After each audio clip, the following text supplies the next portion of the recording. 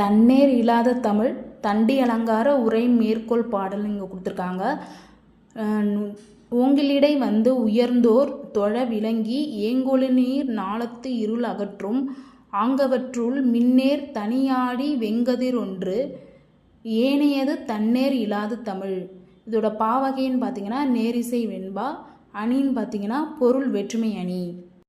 தண்டி அலங்காரம்ங்கிறது பார்த்திங்கன்னா அணி இலக்கணத்தை கூறும் சிறப்பான நூல்னு பார்த்து எதை சொல்லுவோம்? தண்டி அலங்காரம். இந்த பாடப்பகுதியில் பொருள் அணியியல் பகுதியை சேர்ந்தது தான் இது.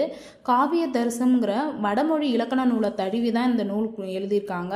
அது டிரான்ஸ்லேட் பண்ணது யாருன்னா தண்டிங்கிற ஒரு ஆசிரியர். அவர் பேர் கொண்டு தான் தண்டி அலங்காரம்னு பேர் வந்திருக்கு. இவர் காலம் பார்த்திங்கன்னா கிபி 12ஆம் நூற்றாண்டை சேர்ந்தவராக இருந்திருக்காங்க. இதில் வந்து 3 பிரிவாக கொண்டு இருக்கு. அது என்னென்னா பொதுவியல், பொருள் அணியியல், சொல் அணியியல்ன்ட்டு 3 பிரிவாக இருக்குது. இலக்கண நூலார், உரையாசிரியர்கள்ன்ட்டு பலரால் எழுதப்பட்ட நூலாக தண்டி அலங்காரம் பெருமை வாய்ந்ததாகவும் இருக்குது. இந்த சேனல் உங்களுக்கு பிடிச்சதுன்னா லைக் பண்ணுங்கள், சப்ஸ்கிரைப் பண்ணுங்கள், உங்கள் ஃப்ரெண்ட்ஸுக்கெல்லாம் ஷேர் பண்ணுங்கள். தேங்க்யூ.